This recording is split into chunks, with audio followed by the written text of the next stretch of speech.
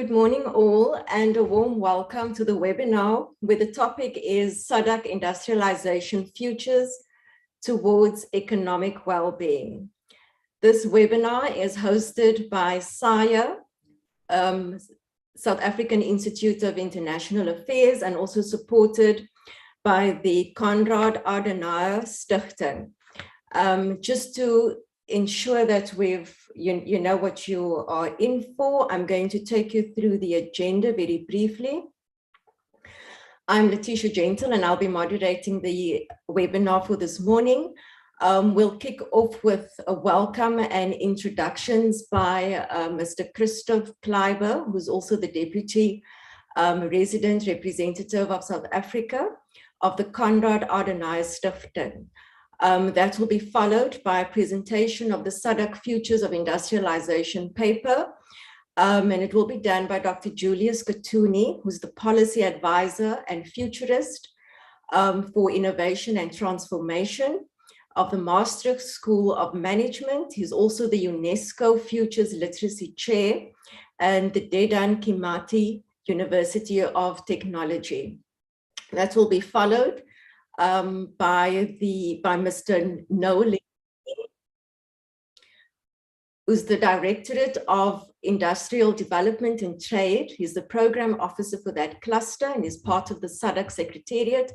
That will give him a good opportunity to respond to the role of the SADC Secretariat in response to policy recommendations on SADC industrialization. We'll also have an opportunity to listen to Ms. Michelle Shavunga, who's the CEO and founder of Global Policy House, and she'll be presenting barriers to regional industrialization and opportunities in the region. Last but not least, we'll hand over to Dr. Dion Kluti, who is head of the Futures program at SAIA, and he'll be addressing reimagining industrialization towards economic well-being. Thereafter, we'll open up and allow for questions. So I think be prepared for a very engaging and interactive session. And the closing and thanks will be done by our Director of Research, Ms. Noema Grobler from SAIA as well.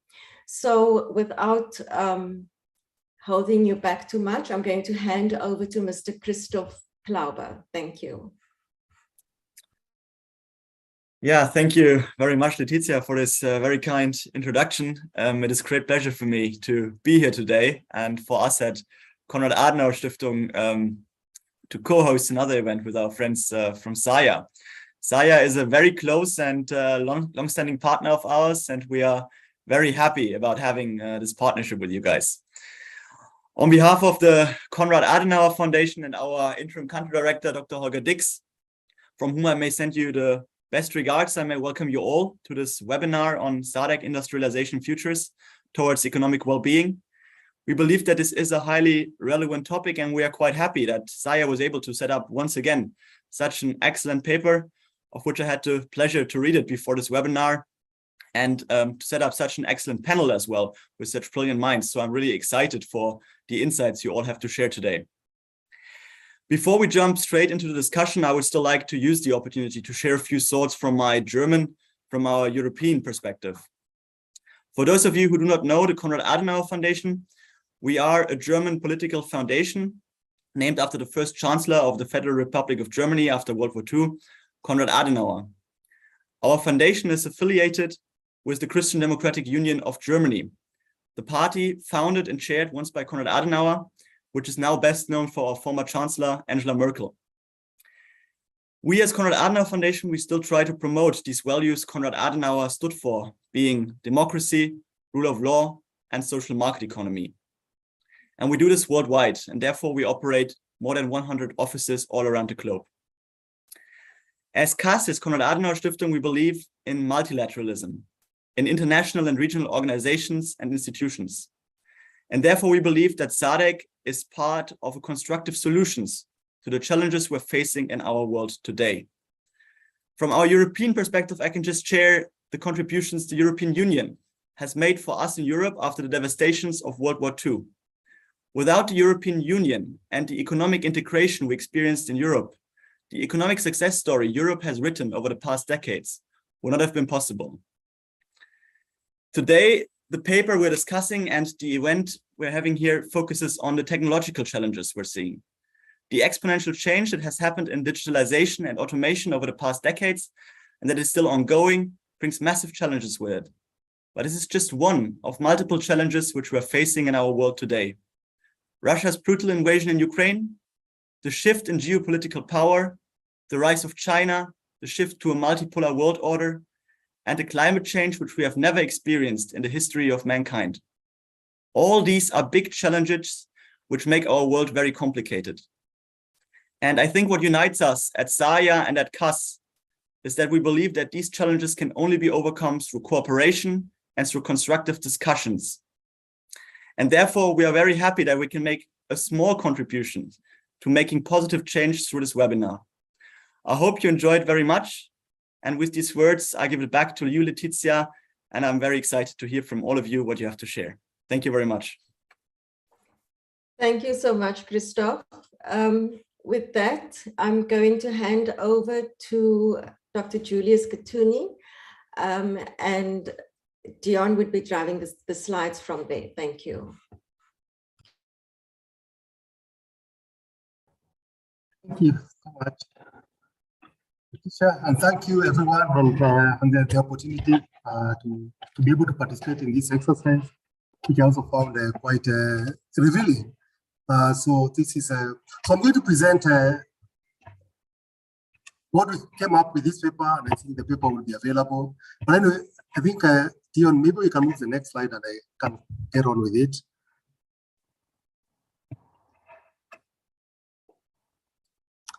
So as has been mentioned just now, we are actually in the cusp of what might be called the fourth industrial revolution. We know there was a first, second, and third. But the key thing about this industrial revolution, if you think of the first one, it was mostly driven by steam power and coal. And this one is more ICT driven.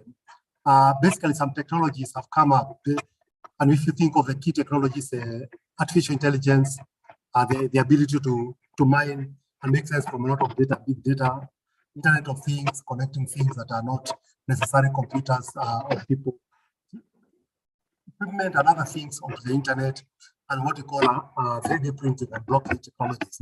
These are basically, among others, you can also talk of obviously the rising computing power and also cloud computing, and all those things are converging together and having a fundamental shift in the way we produce. Because when you talk about industrial revolution, it's not just technology. Technology is part of it, but also how we communicate, also how businesses are organized, yeah, also how communication happens and transportation and all those things. Because they all come together and reorganize how economies are and how societies interact. And this is what's happening. And what we are seeing from this is the impact in productivity is obviously increasing. I think McKinsey estimates the productivity of between 0.8 and 1.4%, which is quite good, and also safety. But also we have seen automation, job losses, jobs being broken down into what you call small pieces, gig economy. You are seeing inequality rising. For example, if you compare when we had the kind of the second industrial revolution, it was maybe dominated by mass production. The few big companies actually employed quite many people, maybe several millions. And even the capitalization was even less, like the 4 or 5 companies of this current era. So few people are capturing a lot. So inequality is rising. And therefore, and this also partly because of the ability to collect huge amount of data. And therefore, these companies are being able to move from one industry to the next industry and so on. So I don't even know what for example, if you think of Google, it's also now going into cars, going to all kinds of things because they're able to leverage this data. And therefore, these are what we're calling the new platform economy that is coming up. So let's go to the next. Julius, sorry to interrupt, Julius. We have a sound problem on your side. There's a lot of noise. Can you just make sure we can hear you, but it's very inaudible at the moment. There's lots of scratching sounds. Maybe just make sure your microphone is not blocked or scratchy and that you're speaking directly into the microphone. on your side so that we can ensure we can hear you clearly. Okay, let's just do a voice check again. Out. Yes. It's still very difficult to hear you. So let's just make sure you can speak directly into the microphone, or just check that there's something not blocking your microphone. Okay, I'll try again. Maybe I'll try with a headphone. Can you hear me? Can you hear me? That's slightly better, but it comes and goes. Our issue is with that. Do you have earphones you can maybe use, or something else? Sorry. Let's just try to continue otherwise. Let me try a microphone, yeah? A headphone. Okay. Yeah, okay. Maybe in my hand. Okay, let me get a headphone. In the meantime, let me just continue by saying, you know, there's a myriad of issues coming forward with regards to the fourth industrial revolution. While he's setting up his earphone, we tracked all these type of drivers, putting them together.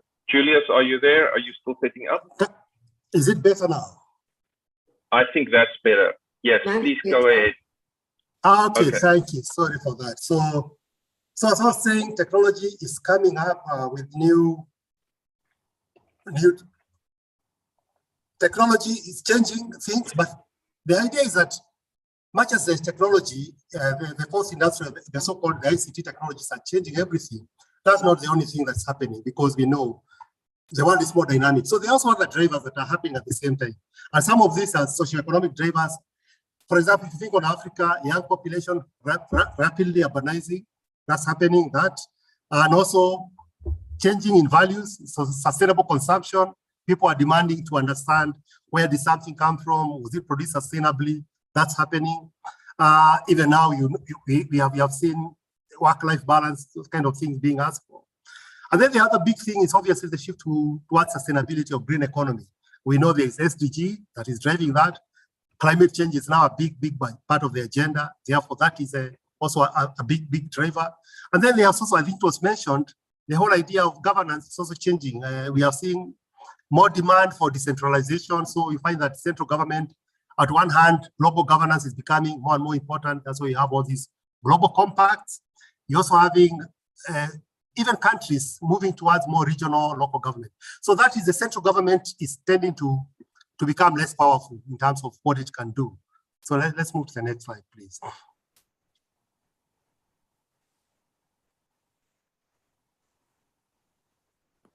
And therefore, when we think of what it means, especially in the context of Africa and SADC, things are changing. So we have digitalization and greening of economies that's happening, as I would say.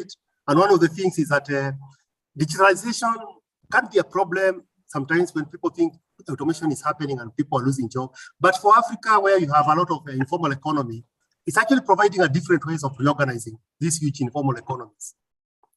Yes, so there are way different models that we can do for that. And then the other, I guess, more important is when we talk of leapfrogging. For example, where I am here in Nairobi, in Kenya, we have the M-Pesa that has been a revolution in terms of including people. So like now we have M-Pesa as one of the biggest money transfer the world, bigger than Western Union. So a lot of people have been brought in. So a kind of leapfrogging. 3D manufacturing may change everything about how we know. We have seen houses being constructed using 3D in Kenya and Malawi, costing much less. So it kind of decolonizing the industrial structure that we had. And therefore, business models are also coming in, new business models. So in a way, it's providing new ways of doing things, new opportunities.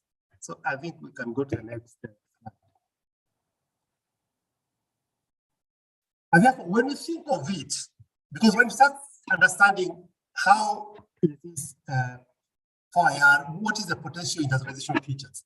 Because the traditional way of going was moving to low, using your labor advantage and starting up the value chain like East Asia. But now that model is over, because we now have automation and what. But the key things in trying to understand what the potential features are is basically looking at the key uncertainties. And one thing we know, yes, 4R is happening, Industry 4.0 is here, but how is it going to evolve? On one hand, and which we are seeing more and more often, is that the big tech are taking over. They are becoming monopolies. And there has been a complaint, obviously. As you see, they capture everything. But on the other hand, there's an opportunity, and we have seen this happening, to have it more democratized.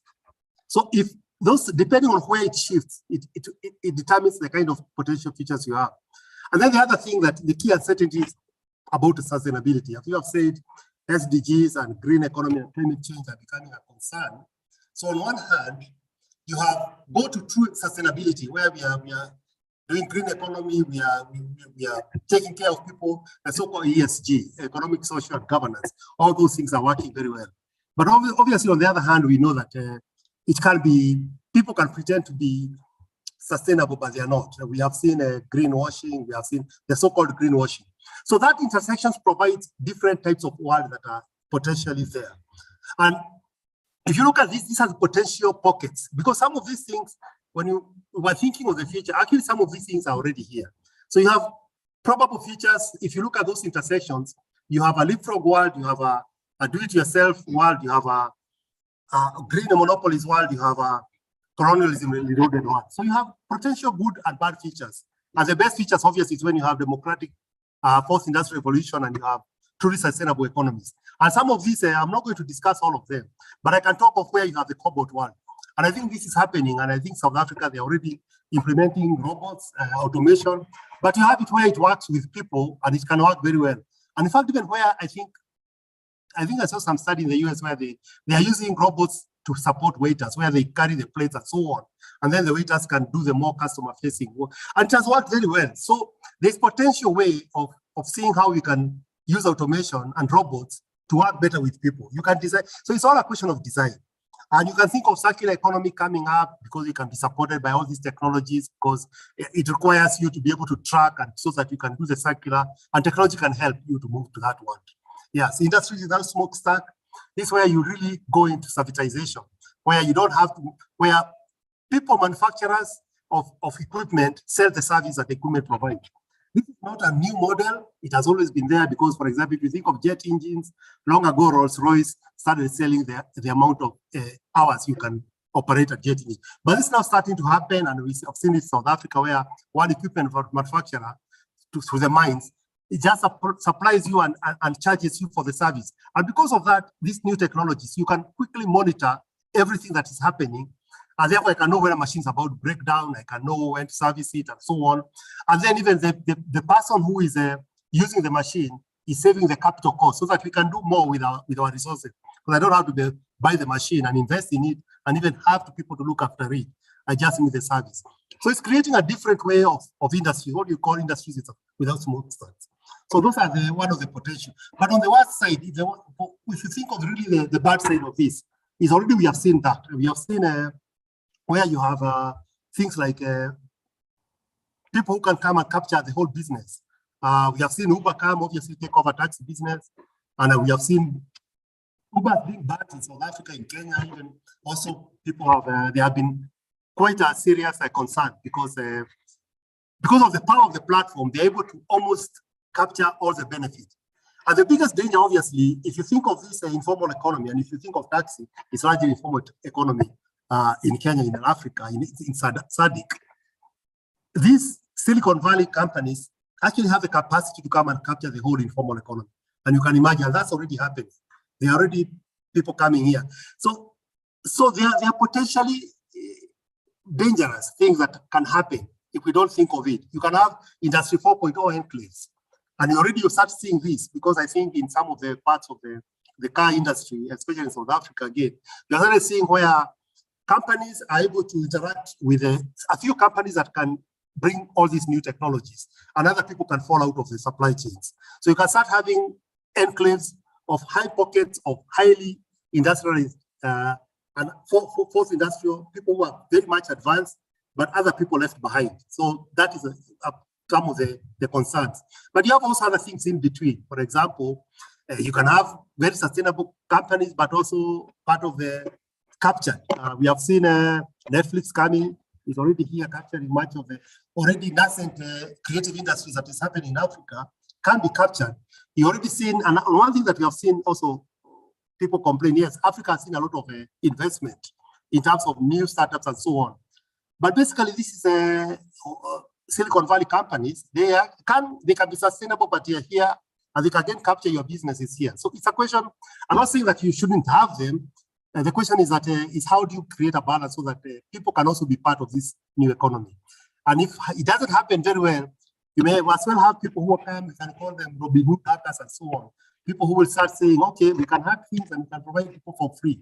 Good people who might think they're helping, which is also not something that you'd want, because that can also spawn other things, because you can start having what you call pirates paradise. Because if they feel they can as well. If I can break into things, I can create new enclaves. You have seen people can. You can have Paris paradise. So that's some of the challenges. So I didn't want to go through everything, but I guess we can discuss.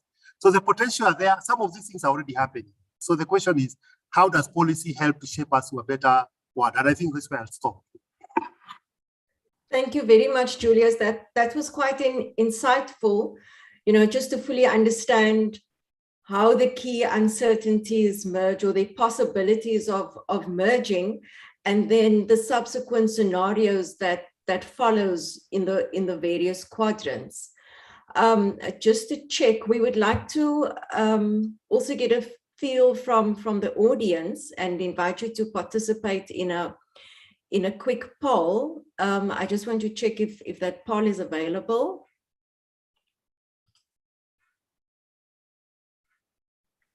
So in the chat, you can find a link to a poll, and we would just like to get a feel from the audience. So which scenario do you think is more likely to happen based on the feedback that you've heard from Julius?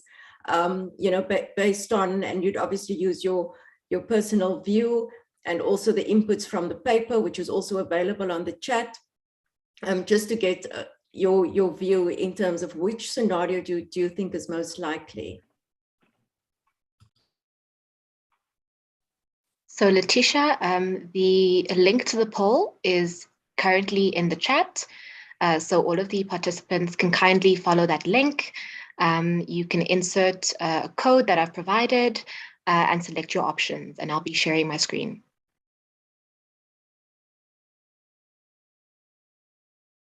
Thank you.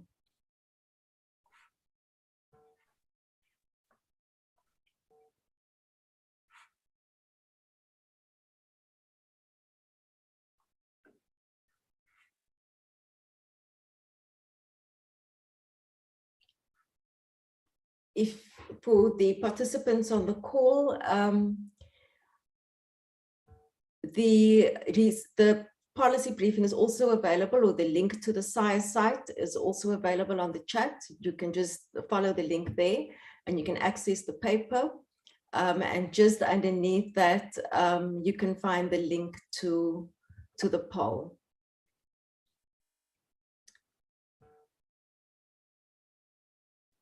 I think we have an issue with the link that we have suggested. The link that we paste is on the policy recommendations and not on the most likely scenarios at this stage.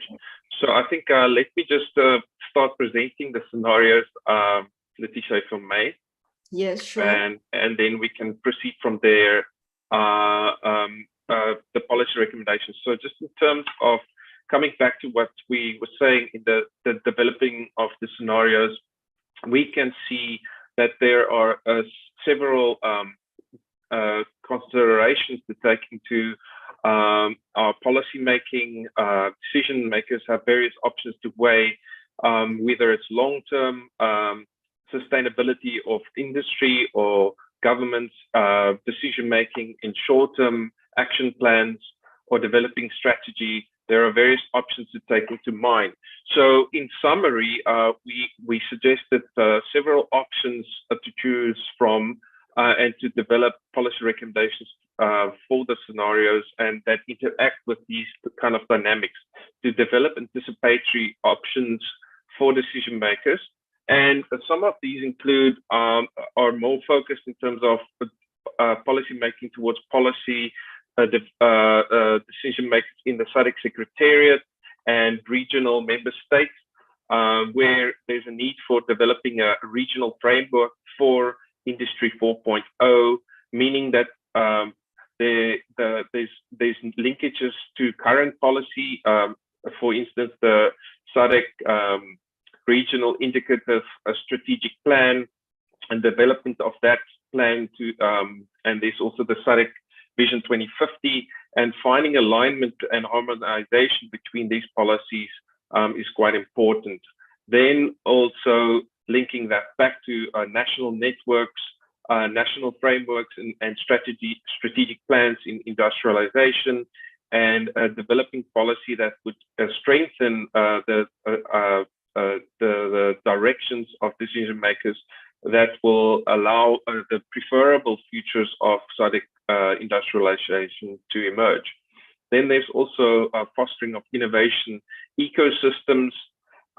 That's an obvious one, whether creating the policy and regulational space that would allow for innovation ecosystems, strengthening regulatory capacity within member states and within the region, and finding options to develop circular economy and bioeconomy strategies. So these are, in the policy making space, important steps towards creating the conditions towards preferable SADC futures. And then regarding industry, more focused policy recommendations, we had various proposals.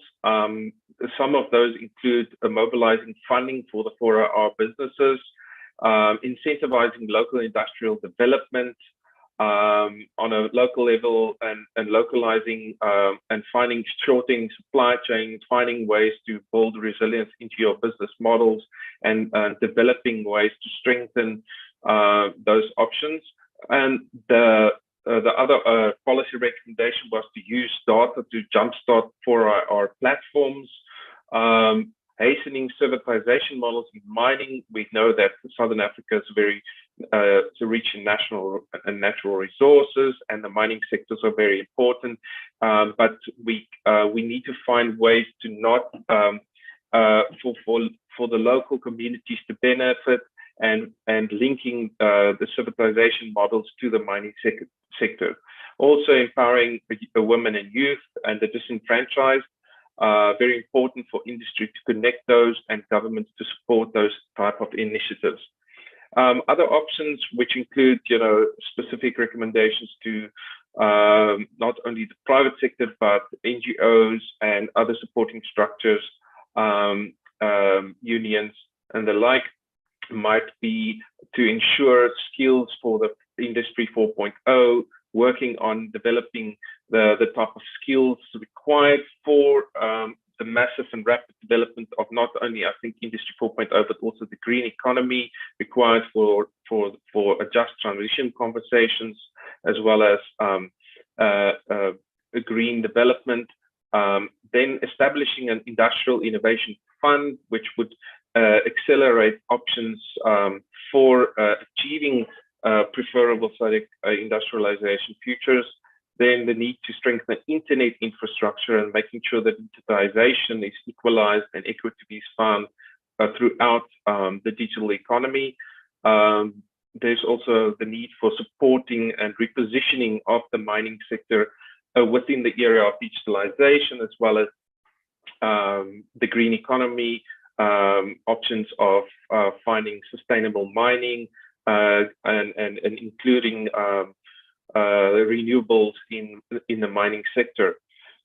Finally, there's a very important part of these would be to find and discuss and harmonize policy options regarding the development of green economy clusters, and supporting and strengthening regional and local options where certain industries within the green economy can be supported within certain conditions, like drier climate areas, or a resource where a lot of sun and wind might be able to use for renewable energy creation and production.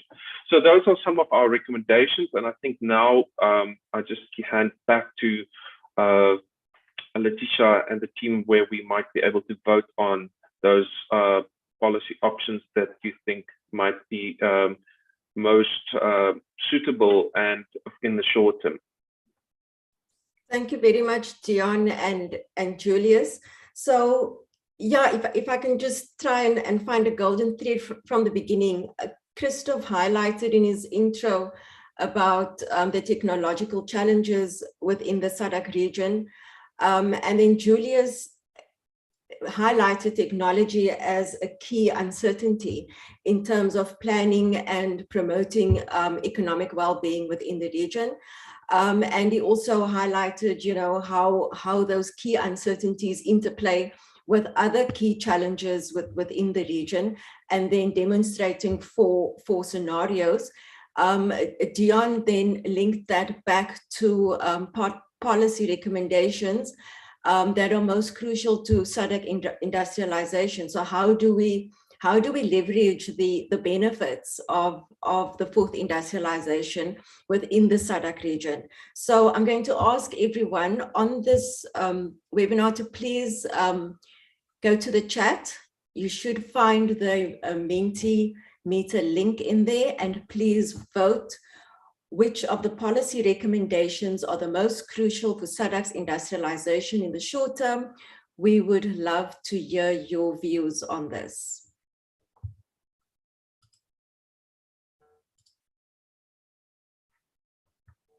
Let's just see if it's live.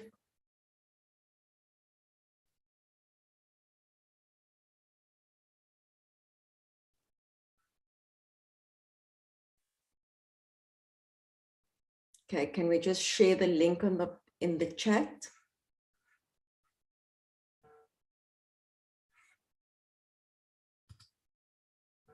And there we go.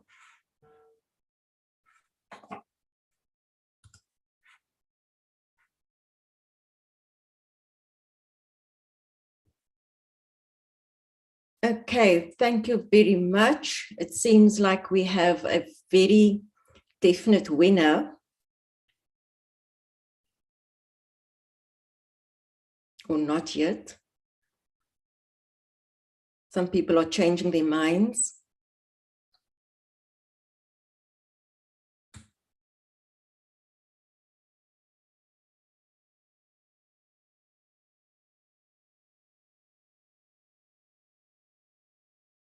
Okay.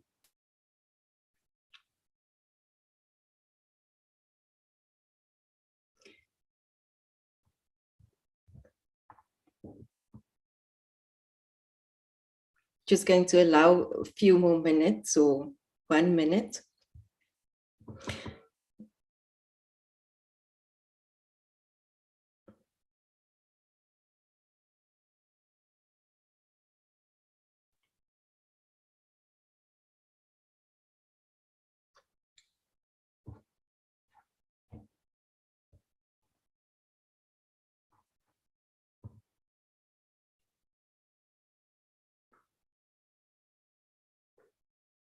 You're also welcome to propose other policy options. If you selected the other or none of the above, you please comment on that in the chat and maybe add some suggestions. We obviously don't have all the answers. This is a complex domain of talking about industrialization, a contested space, and we'd love to hear some of your feedback on terms of other options of policy recommendations.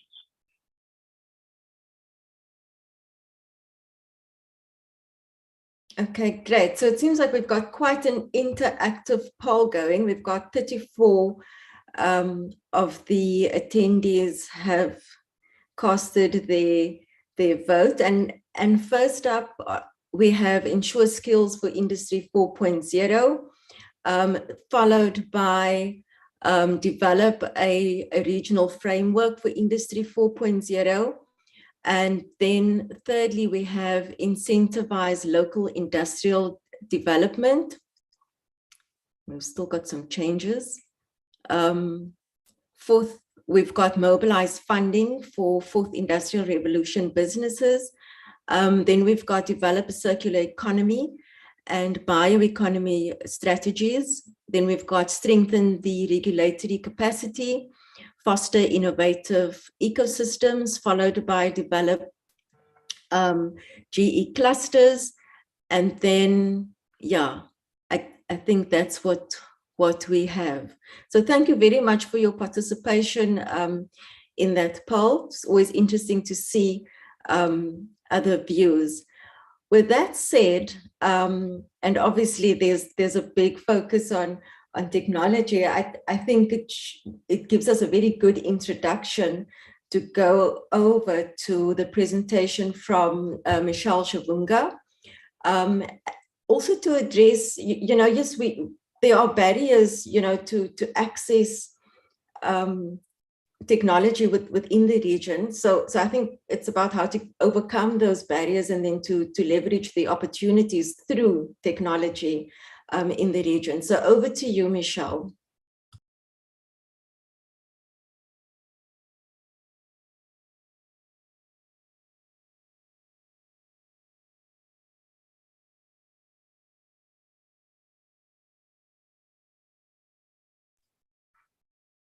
Let me just check, Michelle, are you there? Oh, there we go. Hi, can you hear me? Yes, we can. Thanks so much. Oh, fantastic. Sorry, it's a little bit slow, my network here. Good morning, everybody. Fantastic to be here. Thank you so much for having me. And great to listen to all the comments there. In fact, it's quite interesting with your poll because I had like 3 core areas I wanted to touch up on, which I think the audience have actually selected. So I'm very happy about that. I think one of the critical areas with this is obviously when you look at things like skills, then of course we talked more around regulation and the need for really adequate financing and investment.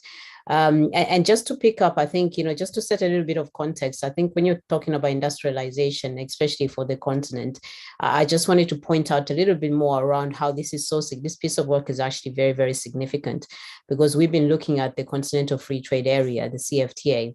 And of course, with the CFTA, one of the biggest ambitions is to look at the industrialization of the African continent as a whole, and to support countries across the continent in terms of industrialization and obviously boosting intra-African trade. So this very much sits in context with that. And I think it's phenomenal to see the amount of work that's gone in terms of mapping what the actual policy recommendations are. I have a couple more that I would like to possibly add. Maybe they might not necessarily be in here, but I would like to add a couple more. But just to pick up on a couple of the ones that I had narrowed down before I jumped on the core. And one is, the first for me really is around creating that enabling environment, right? And having the right regulatory framework in place. I think is absolutely significant if we are able to deliver, if we are going to deliver on everything that's been said by everybody. So creating that regulatory environment, creating very clear rules around things like data and the utilization of data, the sharing of data, data flows, I think is very, very important. So if we have the right environment, we've created that environment, it makes it a little bit easier, but also provides a high level of protections for these companies and businesses that are within the ecosystem that we're talking about.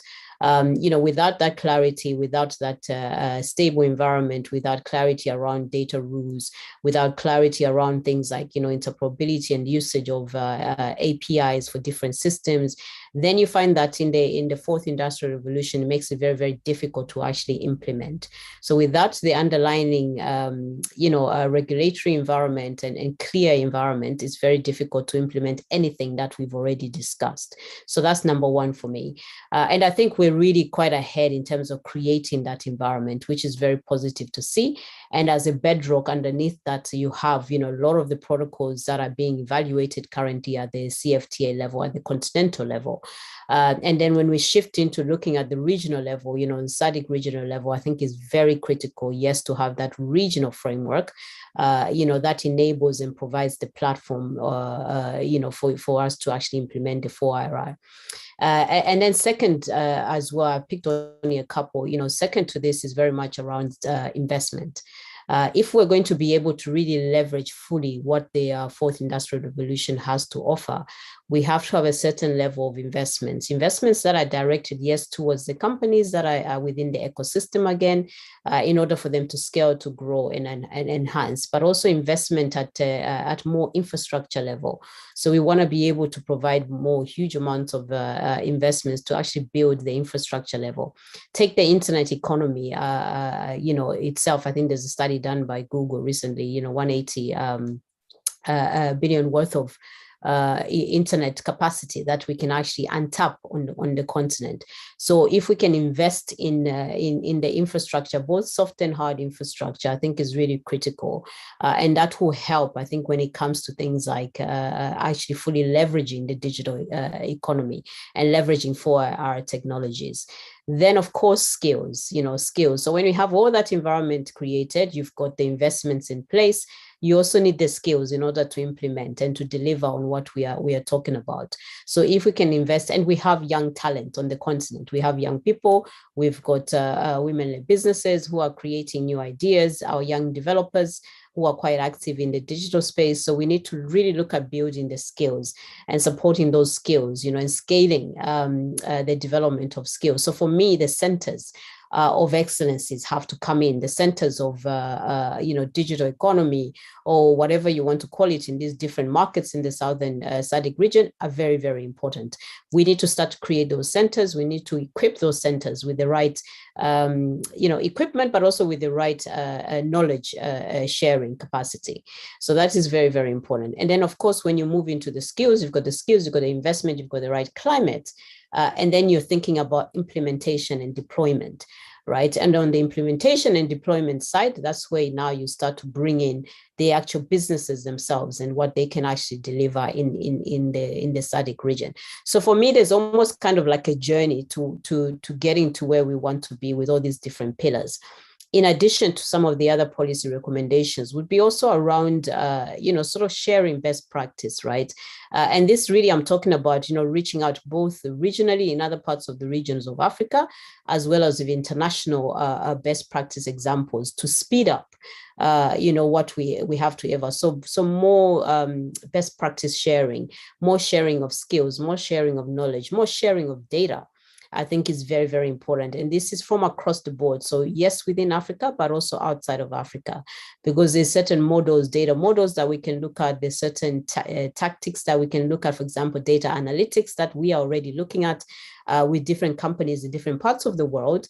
And we're sharing practice, which is very, very important. So I think as a policy recommendations would be also be for the SADC region also to start to look and experiment to say, okay, can we, design a pot where within that pot, we have some best practice examples that we're sharing with other parts of the world, as well as with other regions within Africa, is another recommendation. And then, of course, the other one would be very much around, it picks up on the data element. So we need to build data capital in the region. So SADC region needs to have data capital. So that means basically we need to build our own portfolio of data, because data really is the bedrock of everything that we're talking about. So if you can have strong, data and huge amounts of data that we can sift through, it will help us to create more and more innovations, and it will help us actually boost our different applications that we have underneath the 4IR. Very, very important. And I would recommend, for countries within the SADC region to really look at their data strategies. So you need to develop a data strategy, right? And you need to tie that strategy alongside other regional strategies that you might have, and the regional framework that has been mentioned in the paper. But those are the two areas I really wanted to just highlight and point out a little bit more. The people side, when we talk about the policy and the people side, that's already been covered in the paper, where we're supporting more women, we're supporting young people. We need to embed, especially on the women front. I have to emphasize on the women front, because we're seeing a bit of a gap. We need to make sure that women are part and parcel of what is happening within the 4th era. In fact, the consumers of the products that are coming out from the 4th industrial revolution are actually women, but we actually want women to also be the producers and be part and parcel of creating code, be part and parcel of, bringing new products and services within the market. In order for us to do that, we need to be very intentional about embedding women within the system and young people within the systems. But I'll stop as that because I think I only had a few minutes to cover, and many things I have to add, but I'm sure we can do in other platforms. Thank you so much. Thank you very much, Michelle. That was quite insightful. Before you go, I'd just like to probe a bit more on something that you've raised. You've given us quite good insights of technology, and many times we fall into this habit of thinking technology is the silver bullet, but it's not. And you've just properly contextualized, well, you need such a lot of infrastructure and support and an enabling environment to leverage those benefits of the fourth industrialization. So we also know that within the next 2 weeks, we've got the 6th annual SADC Industrialization conference, which will happen, over a period of 5 days. And the whole intention of that conference is to link the private sector and the public sector, towards a better or a more stable and economically viable SADC.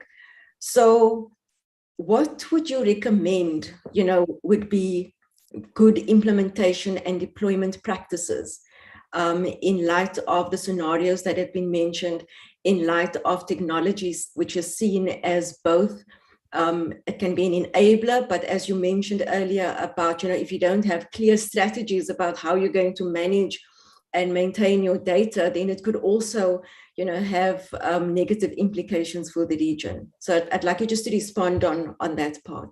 Sure. Thank you, Letitia, and a really fantastic question. I think there's a number of things, really. We have to be a bit more aligned, is one of the comments I'd say. Yes, the SADC region, for example, can go and develop very clear strategies around how they handle data. But in order for me as a technology company, for example, if I want to expand my business from the SADC region to the, sort of West African region, what does that mean for me? Am I able to leverage off data? Am I able to do certain things? Are there restrictions about ABCD? So I think alignment is number one, where I would recommend that, there's more clear strategic alignment with other organizations. And then, of course, very, very clear crystal rules around things like data. Yes, developing the strategies is one thing, but are those strategies implementable when you have developed them? Can you actually bring them to the ground? Can we implement them? What are the barriers? And not just implement them in the region, but you're thinking about implementing them across the continent, but also internationally. So we want to be able to position our companies, our businesses in the SADC region to be very, very competitive, yes, within the African space, but also internationally. Because when you're talking about the fourth industrial revolution, remember, we're no longer just thinking of the world physically. We're talking about the world digitally. And the world digitally, you're able to trade, with the world across literally digitally, where you're not moving from one border to the other. You're trading and you're doing business within this digital ecosystem, which encompasses other countries of the world, and not necessarily just the SADC, but other countries of the world. So how do you competitively position yourself? So when you're developing these strategies, be it data strategy, be it a regional framework for SADC, be it a framework around sustainability and the green economy, you have to think more strategically around, okay, how does this also position our businesses, our companies within the ecosystem, and place them competitively internationally. I also place them competitively locally. So we have to think very much around that. Then just your point around the public and private sector, I think this is where we can really leverage off each of the strengths that these two have. So in the private sector tends to have a lot more access to investment, and the public sector obviously can also open the doors, for that investment to be deployed in areas where it's most needed and in areas where we can actually have marked impact, because the other thing we haven't heard talked about so much is around impact. We need to be impactful in terms of what we're doing, right? In order to be sustainable, we have to be impactful. And one of the things we can do is leverage off, in the private sector where the kind of financing is then strategies around managing financing are pretty strong. And then, of course, you've got the public sector, again, which has access to a whole range of different projects, maybe procurement projects and a whole range of other things, and matching the two through things like, private-public partnerships, strategic alliances and things like that, I think is going to really help the region and boost the region, especially when it comes to other things that we might not have covered in depth here, which is around job creation, tackling unemployment for youth, getting more and more women involved, as we've talked about. So I think that private and public partnership is critical to the implementation that you were asking me about. Great, thanks so much, Michelle. You've really touched on quite a bit there. I'm just going to the chat, and we do have some questions from the audience.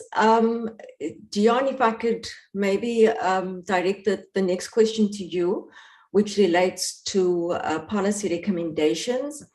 And so I think, which is quite an important question, so yes, there are benefits of fourth industrial, of 4IR, but how do we ensure inclusivity? How do we ensure that the policy recommendations are such that it includes rural and peri and urban townships and slums, and how do we create that inclusivity to ensure that economic well-being is not captured in a narrow sense, but that we captured it broadly for the larger SADC?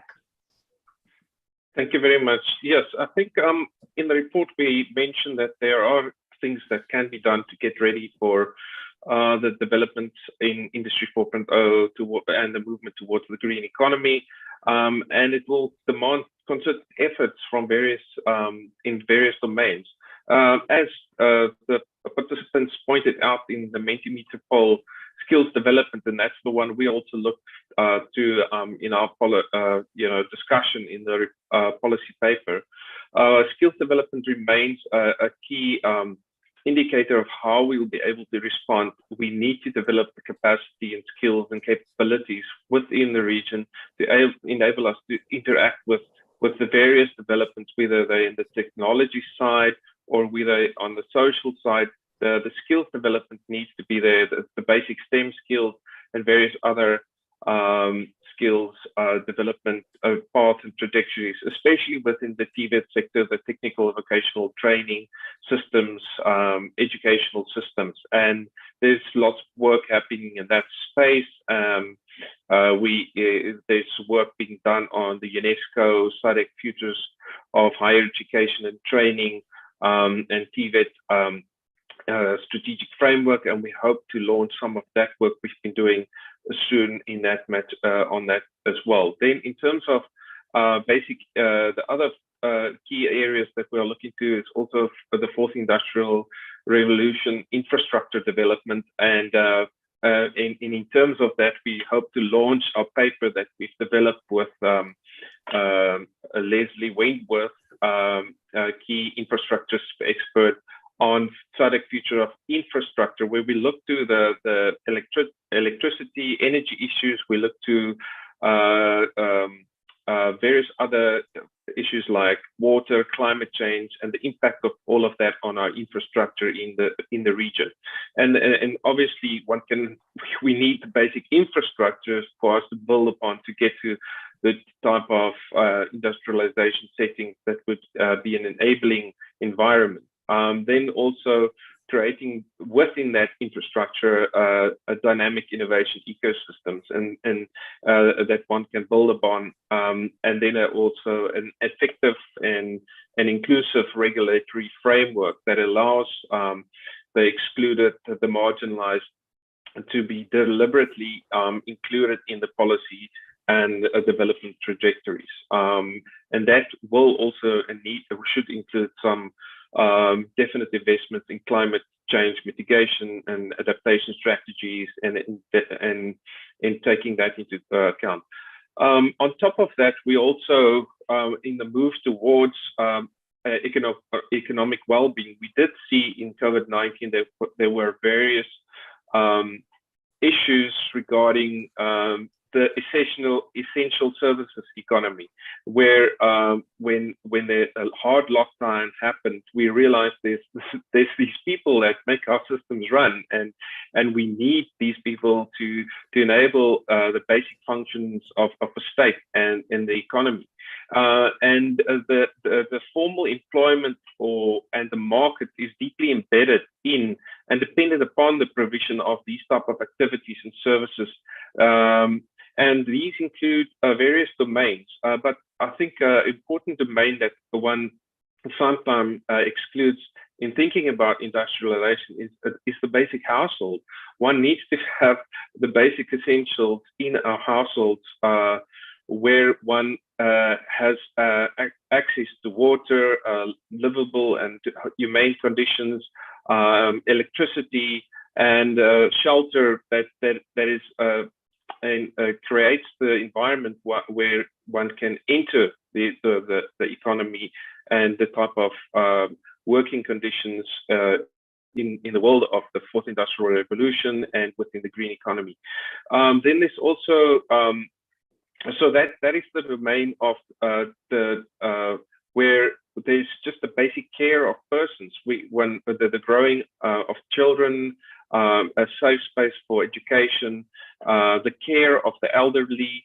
People need to take care of these the young and the old, as well as the working people to enable a household that helps us connect to this type of economy. Then there's also the domain of the commons, where we need a provisioning of a viable ecosystem in which the biosphere, in which we have a livable climate conditions and ecosystem services and biodiversity that we depend upon for our food, and the livability of our conditions and environment. If those are not in place, then one cannot move into the type of things that we have been discussing. So those are two important provisionings. And then the third one I'd like to point to is the provisioning by the state, the infrastructural resources for these that connect us back to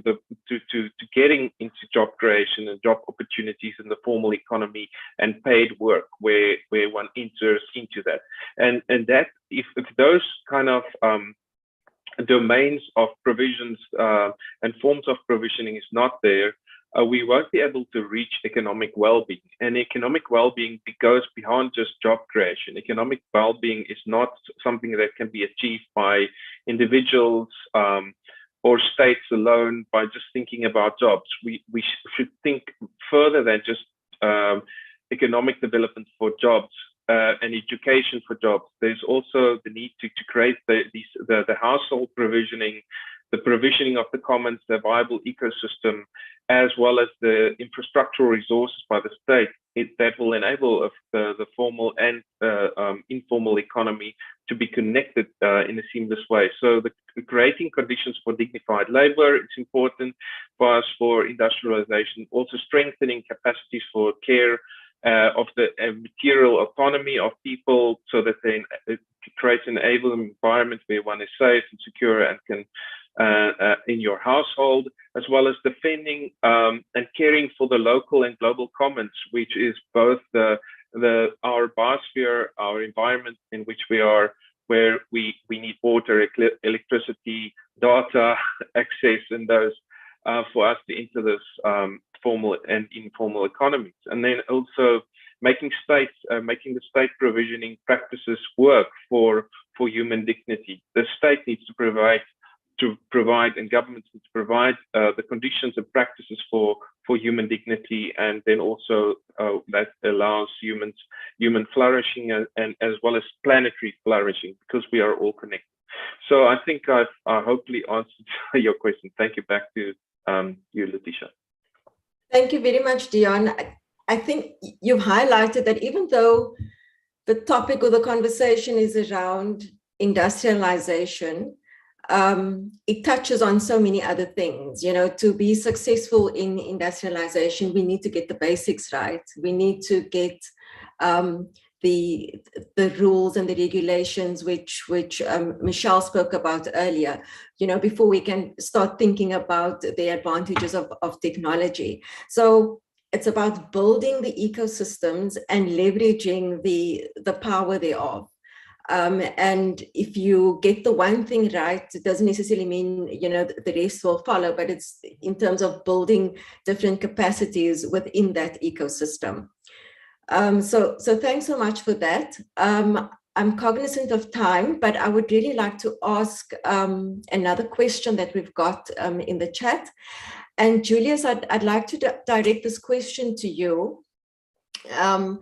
And it speaks about the scenarios that we have, or which you presented earlier, and looking at the power generation within the SADC region. So, which scenario, or how would the generation of power within the SADC region play out within those scenarios that you've described earlier? Over to you. Thanks. Okay, thank you. So I mentioned the scenarios are really built on key uncertainties of whether we are moving to what sustainability, green economy, which obviously implies moving to new kinds of power, generating green power, green energy. And it matters a lot. And actually, all these technologies, if you think of fourth industrial, they can allow you to have what you'd call mini power, or having all these intermittent sources of energy to be part of the grid. Because what's happened is that you need smart grids to be able to incorporate all kinds of energy into that. So in a way, that in the good scenario that we are talking about sustainability and so on, you're going to move to green energy and so on. And with a properly democratized fourth industrial revolution, then it allows you to bring all kinds of energy. People can become generators of power. And I think that's one thing we're talking about, where you actually giving power to the people. You become your own generator of power, you can supply it, you can get it back. So it actually gives you a lot of scope in generating all kinds of power. And I think Gideon has just said infrastructure is obviously a key requirement.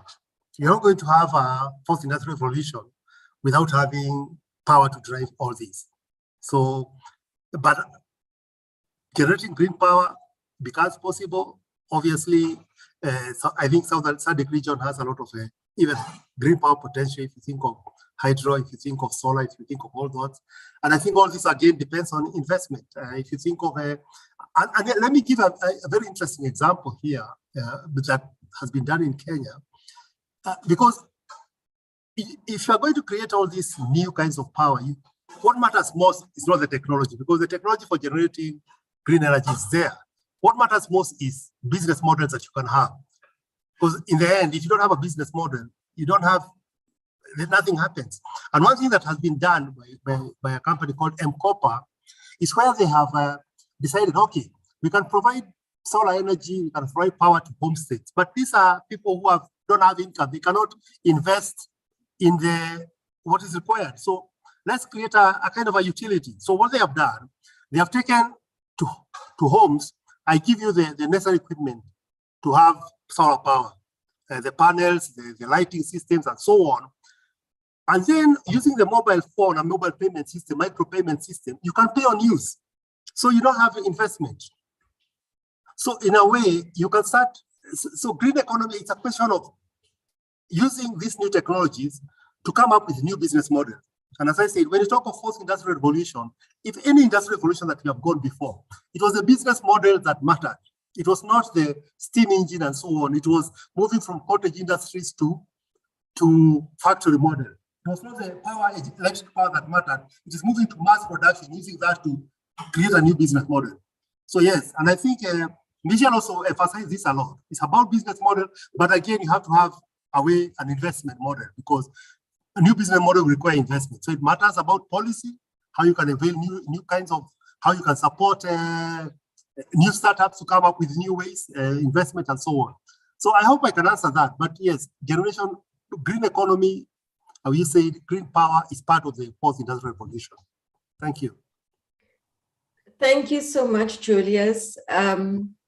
yeah, it also encourages one to think differently. You know, as a citizen, you have this notion that I need to buy electricity from a service provider. But actually, as a citizen, I should have the capability and access to the infrastructure to generate my own electricity and then to sell that on to, or pass that on, for that matter, to my neighbor or to another business. So, yeah, thank you very much for that, Julius. Next on the screen, we've got another poll going. I'd like to encourage all the audience to participate in that. Previously, Julius highlighted the 4 scenarios, and we'd just like to get your view on which of the SADC industrialization scenarios are most likely to emerge. I'm sure you've obviously, after listening to the discussion this morning, you would have some view on that.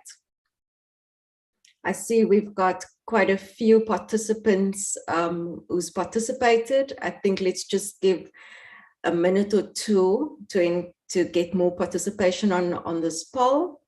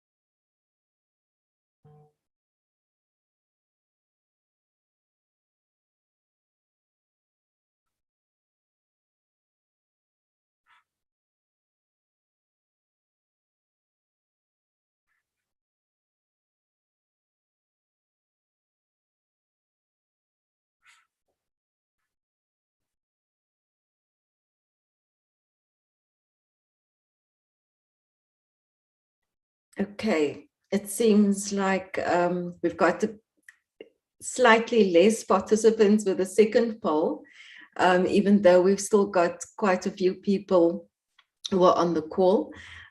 So it seems like the most likely scenario to emerge, or at least the view from the audience, is the do-it-yourself SADC, which is a self-sustaining SADC with a weak sustainability agenda. And yeah, I think the importance is, not just to focus on the one scenario, but to understand all the scenarios, so that one builds foresight in terms of achieving a preferred future. So I just want to ask Julius just to give us his view on the vote. It seems like we have a definite winner regarding the do-it-yourself SADC. Maybe you can just share your views on that as the author of the paper. Okay, I think people are saying what they see, because all these are emerging, all these the scenarios that you presented, as some of them emerging, because the future is already emerging in the present.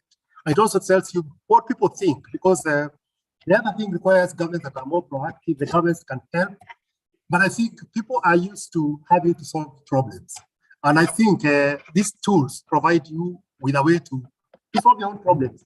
For example, if you think the amount of steel that is used actually in fencing, burglar-proof, and ward walls in Africa, it's a lot, because you solve security problem on your own, because if you don't wait for the government, you might not solve it. And I think that idea of people having to take control of things, it's already embedded in people. And these technologies provide you with actually starting to solve your own problems, because if with a 3D manufacturer, with a 3D printer, you can print your own things. You can do your own things, you can share. And also people understand sharing. So it's more of a reflection of probably not having faith in central institutions working properly, rather than And obviously it can change. That's why you want policy. But one of the things you want with policy is to start understanding this is where people are and start saying, how can you create more confidence so that we can be more collaborative and have governments actually find ways to provide leverage, because all these policies that were mentioned require public to pressure the government, because governments do respond to public. The public have the right language and right understanding. I think part of our work and what we would want maybe to achieve with this is to educate the public and tell them there's obviously a different way and a better way where you have a better regulation and so on. And this is what you should be trying to push for. You don't have to do everything yourself, because that's where you have a government and that's where you should push it towards that. It's good to see this, but it's also good now to use this as a way to educate people. There are actually other features that are potentially there, and this is what you can do about it. This is the policy needed, this is what you should advocate for. I hope I answered that. Thanks so much, Julius. As the co-author of the paper, Dion, maybe you just like to give us a 1-minute view of your view of the audience selecting the do-it-yourself SADC, and then Michelle, I'll also just allow you to give your view on that specific scenario and what does that mean from a 4IR perspective. Is it limiting to the region or is it encouraging to the region? Over to you, Dion. Yeah, thank you. Let me see, I didn't unmute myself, yes. So yes, I think this idea of do-it-yourself SADC, it comes from this notion that people start using some of the features and characteristics of the 4IR as well as green economy to do it themselves. I think what's nice about that idea is that there's a form of ingenuity, innovation, making use of what you have already, not waiting for something to happen. I think that's a hopeful view and it's a realistic view. We already see that happening. That is emerging. It might be small. It might not be, the greatest of developments, but there's genuine evidence of small little seeds that are starting to grow. And I think the combination of, say, the use of 3D printing with renewable energy, off-grid energy, finding ways to do and get stuff done by Africans in the region is a realistic option. And then combining that with the idea of creating villages that are self-sustaining, that connects to the larger economy, finding the informal economy to connect to the formal economy, finding those type of linkages, people self-bootstrapping and finding ways to educate and upskill themselves through the use of data, online tools, platforms for learning, mass open online courses, all these type of things, or just finding ways to get things done. I think that is a hopeful view. That's a desired view. I think the option that's part of that DIY SADC view is also that there's not necessarily a very clear sustainability agenda. And we hope to really assist the regional countries and member states of the region to best develop this. Of course, there's many issues regarding the just transition conversation, the renewable energy. We noticed that the paper doesn't really comment on electricity and the huge importance of power in this, but we hope to address this in a paper that we will launch soon on futures of infrastructure. Thanks so much, Dion.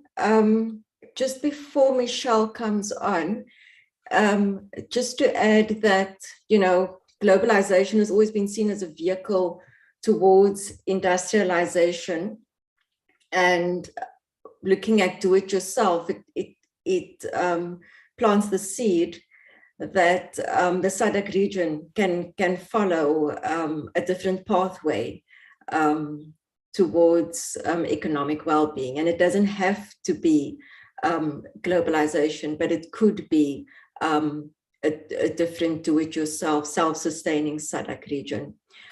With that said, Michelle, I'm going to hand over to you. You literally have 1 minute. Sure, I'll be quick. I think quite a lot has been said already, but for me, yes, absolutely good to look at a self-sustaining model for SADC region, but within that self-sustaining model, we cannot move forward in a world where we are isolated, I would say. So my recommendation, especially some of the lessons that we've learned following the COVID crisis, is that we need to be able to collaborate and work in partnership a lot more. That is a lot more sustainable. That is going to bring a lot more results. So as much as we have to equip ourselves and build on the skills, to have the right skills and the right levels of skills, and be able to start to do things ourselves, like Dion was describing, we also have to think, actually, there's a bigger world beyond just our region, beyond our continent, and must contribute to that, towards the sustainable agenda. So I think we need to certainly strengthen the sustainability agenda for the region. And then also equip, through the skills development and capacity building, so that we're able to leverage the opportunities that comes with more wider reach than just doing it ourselves. Because we might be able to do certain things ourselves to a degree, because that's as far as we can go. But I think if we build up and take advantage of the fourth industrial revolution, then we're going to leverage a lot more value internationally, continentally, regionally as well. So we need to be able to move past just the sort of self-interest, and we must be able to go and actually leverage opportunities that come with, sort of partnerships beyond the region. But the region does need to be self-sustaining, but that would take some time and to take some collaboration with others.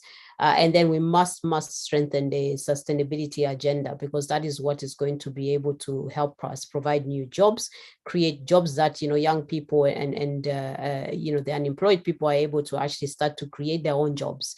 We're not waiting and sitting on governments. We're not waiting and sitting on private sector, but you can literally go now in the digital economy, create your job, create content. If you're an artist or you're in the creative space, you can build your own content, you can create your job. So that is also going to help with tackling unemployment. It's going to support our young people, support our women.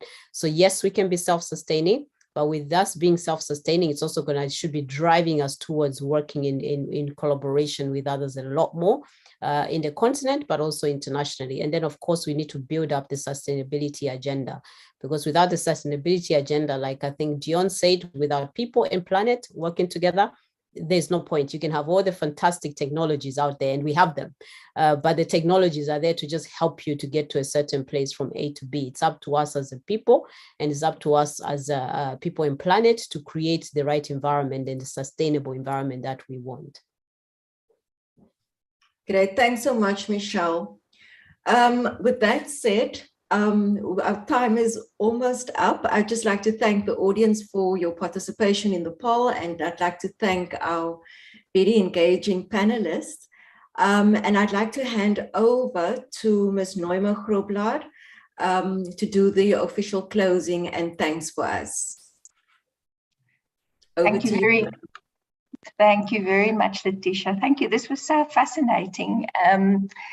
Good afternoon, everybody. I really would like to recommend that if you haven't read the paper, that you do try and read the paper. I mean, I take a slightly different take on the key findings, because I believe we all hope, we're all aspiring to a leapfrog futures in our region. When we think about mobile technology, it was so obvious that this using technology in a very particular way opens up opportunities enormously, and it's actually quite interesting to see how people selected the four potential futures, what they opted for. In the end, because I think this paper is essentially about dealing, with a very, very serious problem that we're facing in our region, and that is our unemployment problem. I mean, we're looking at this, discussing the future through the framing of two massive disruptors, which is very uncertain. creates a great deal of uncertainty for businesses, for communities, for governments. But I think also, posits enormous opportunities at the same time. The thing that I find is missing in the paper is that we don't necessarily make a strong enough connection between the impact of the fourth industrial revolution and the green economy, sustainability questions. But I believe, Dion, this is on your radar for this year. We all recognize that research is an iterative process, and I think that's a really important connection to draw. But in reading the paper, I mean, it essentially questions the export-led model, that we often punt in our region as the way to develop our economies. And I think there's also an important caution here made in the paper about the threat to our region of the relocation of highly polluting industries to our region. These are things that we really do need to take very seriously within the context of the current onshoring, nearshoring developments that we see happening globally. I mean, those are, we're finding ourselves in such an uncertain and volatile environment at the moment, but I thought it was really interesting, the mapping exercise, the 6 sectors that were identified in the paper and mapped against, fourth IR technologies. So AI, machine learning, the Internet of Things, big data, 3D printing, and blockchain technology. And it looked at the possibility of the agricultural sector, modernizing services, local content, export-led manufacturing, creative industries, and tourism, and looked at the possibility of using those technologies to really pivot the region into the fourth IR. And what is very, very clear there is that export-led manufacturing will only have a very moderate impact. That's something that I think we need to take very seriously. But what is very exciting is to consider that transforming our agricultural sector, modernizing services, rethinking our creative industries, all have very, very high potential impact. So I think it gives us a very, very, very clear sense of direction, a need to really rethink our policies and our approaches. I think for me, the 2 key takeaways from the discussion today and from the paper, on the one was from a regional perspective, and I think that's also true from a national perspective, because a lot of policy, gets implemented at the national level, is to really consider much more carefully the integration and updating SADC's green economy, its fourth IR, and its industrialization strategies. We really need to constantly rethink and reconsider a very rapidly volatile and uncertain environment that we're operating in. And then our readiness for the fourth IR. I think the poll actually showed, what the priorities ought to be. And there were some serious questions in the chat and in the question and answer session about, how can we talk about the fourth IR if we don't have secure energy, for example, if we don't have the requisite skills, we don't have the investment models, if we haven't actually thought about innovation ecosystems and what business might require, and the type of regulatory environments that's required. I think Michelle made this very strong point, how powerful data is in the fourth industrial revolution. It really will be a key driver of the economy going forward. We really need to think very carefully about this. So I think lots of food for thought, lots of food for actually reflection, careful reflection, and thinking carefully about the lessons that we want to take forward. and working towards the best possible future. It's important to also make corrections. We have very, very strong assumptions of how we want to reach, go from point A to point B. But sometimes actually we need to stand back and reflect very carefully if that is the best route for us. So it leaves me just to say, literally in the last last couple of seconds, a very, very warm thank you to the Konrad Adenauer Foundation, first of all, for supporting our work. You've been amazing, and you continue to be amazing, and we really wish to thank you. This is really important work for our region, and I think it's we can't do it without your ongoing support. And then I'd like to thank the author, the primary author of the paper, Dr. Julius Katune. Thank you so much. You really got us thinking as well. And of course, Dion, thank you for your contribution. And then Michelle, you were fantastic. I think you brought a real sort of pragmatism and situated really in both from a private sector perspective of also really understanding the policy environment. So thank you very much. And then also thank you to Letitia for moderating the session and for all the people hiding in the background that made this webinar possible. It was great to have you all with us. Thank you very much, and hope we'll speak soon again. Thank you. Thank you very much, Noema. And that brings us to the end of our webinar. Thank you all. Thank you. Thank you, everybody. Bye.